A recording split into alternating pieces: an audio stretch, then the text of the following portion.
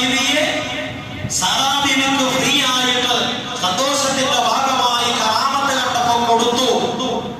അങ്ങനെ ഇരിക്കുമ്പോഴാണ് ഓ എന്റെ പ്രിയപ്പെട്ടവരെ മഹദിയായ കാലത്ത് സാറാ ബീവി റളിയല്ലാഹു അൻഹ ഹക്കീമാനില്ലാത്തത് പ്രസവിക്കൂല.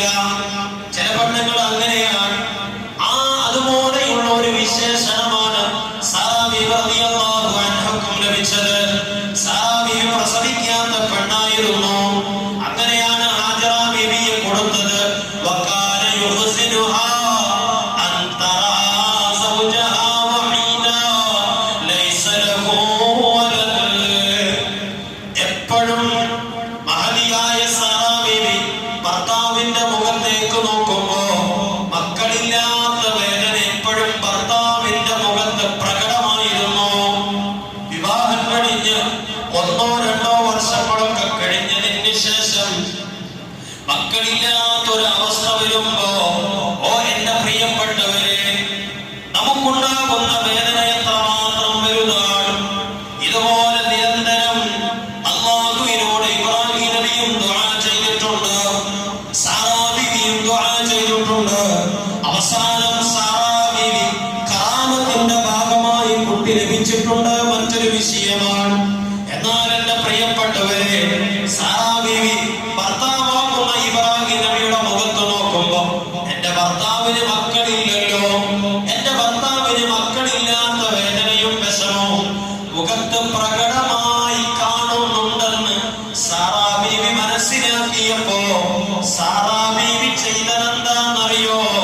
ഫവഹബത അമതഹാ ഹാജിറ ഇബ്രാഹിമ.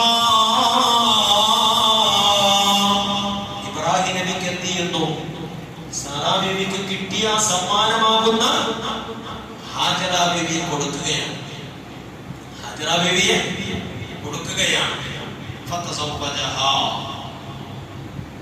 ഇബ്രാഹിം നബി എന്ത് ചെയ്തു? ഹാജറ ബീവിയെ വിവാഹം ചെയ്തു. ഹാജറ ബീവിയെ ആരാ കൊടുക്കുന്നത്? ആദ്യ ഭാര്യയാകുന്ന സാറാ ബീവിയാണ്. സാറാ ബീവിക്ക് സമ്മാനമായി കിട്ടിയ ആ പെണ്ണിനെ ആർക്ക് വിവാഹം ചെയ്യാൻ? സ്വന്തം ഭർത്താവിന്. ഇങ്ങനെ നമ്മുടെ ഭാര്യമാരുടെയൊക്കെ മനനില, അല്ലെ? മനോനില അങ്ങനെയായിരിക്കണം. അവിടെ ഒരു പച്ചപ്പുള്ള ചെടികൾ പോലുമില്ല, പച്ചപ്പുള്ള ചെടികൾ പോലുമില്ല. വല തമ്പ്രോൻ കയ്യത്തപ്പനകളില്ല, വല കിണറുകളില്ല, വല തോടുകളുമില്ല, വല അയവാനും നാൽപ്പാലികളില്ല, വല വശവും മനുഷ്യരുമില്ല. ഇങ്ങനെയുള്ള ഒരു സ്ഥലത്തേക്ക് അല്ലാഹു ഹജറ ബീവിയെയും മകനെയും കൊണ്ടിടാൻ പറയും. ആരോട്? ഇബ്രാഹിം നബിയുടെ പരീക്ഷണം ഒന്ന് നോക്കേ. എത്ര വലിയ പരീക്ഷണമാണ്. നമുക്ക് ചെറിയൊരു തലവേദന വരുമ്പോ, ചെറിയൊരു കണ്ണുവേദന വരുമ്പോ നാം എന്തെല്ലാം പറയുന്നു, എന്തെല്ലാം നമ്മൾ പറയുന്നു. പക്ഷേ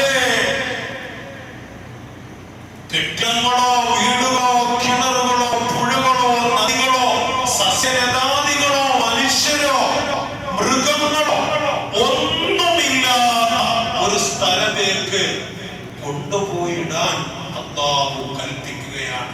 കുടുംബ ജീവിതത്തെ അത്രയും കെട്ടുറപ്പുള്ളതാക്കണം എന്നുള്ള ഒരു സന്ദേശം കൂടെ ഇതിലുണ്ട്. അങ്ങനെ കൊണ്ടുപോയിട്ടില്ലെങ്കിൽ എന്താ സംഭവിക്കുക? ഇബ്രാഹിം നബി പ്രബോധനത്തിന് പോയി തിരിച്ചു വരുമ്പോഴേക്ക് കീരിപാമ്പം കണ്ടുപോലെ എന്ത് ചെയ്യും? തമ്മിൽ അങ്ങോട്ടും ഇങ്ങോട്ട് അടിക്കും. അതും കൂടെ മനസ്സിലാക്കി അന്ന് പറയുന്നു, സാറ കാണാത്തോടത്തേക്ക് എന്ത് ചെയ്യണം? കൊണ്ടുപോയിടണം. ലാ ഹൗല വലാ ഖുവത ഇല്ലാ ബില്ലാഹ്. വതറകഹുമാ ഇൻദ ശജറത്തിൻ അലീമ. വലിയൊരു മരം, ആ മരത്തിന്റെ ചുവട്ടില് ചോര കുഞ്ഞിനെയും ഭാര്യയാകുന്ന ഹാജറ ബീവിയെ ഉപേക്ഷിക്കുക. നമ്മളെ മനസ്സ് അനുവദിക്കോ? അനുവദിക്കോ? ഭാര്യ ഒറ്റക്കാക്കി നമുക്ക് വീട്ടിൽ യാത്ര പോകാൻ മനസ്സ് വരൂല, അല്ലേ? കുതിരജിന്റെ പൂട്ട് നമ്മുടെ വീട്ടിന്റെ കതകനിട്ടാൽ പോലും നമുക്ക് പേടിയാണ്. പുറത്തേക്കൊന്ന് പോയി തിരിച്ചു വരുമ്പോഴേക്ക് ഭാര്യക്ക് മകൾക്ക് എന്തെങ്കിലും സംഭവിക്കുമോ എന്നുള്ള പേടിയാണ്. ഇത് വീടില്ല, കുടിയില്ല, ഒന്നുമില്ല, കഴിക്കാൻ ഭക്ഷണമില്ല, ഒരു കിണയില്ല, അരുവികളില്ല, വെറും വൻ മരങ്ങളാൽ സമ്പന്നമായ കാട്ടിലേക്ക് കൊണ്ടുപോയിട്ട് എന്നിട്ട് ഒരു മരത്തിന്റെ ചുവട്ടിൽ അവിടെ ആക്കുക. ഇബ്രാഹിം നബി തിരിച്ചു വരും. ഇൻഷാ അല്ലാഹ് വിശാലമായ ചരിത്രമാണ്.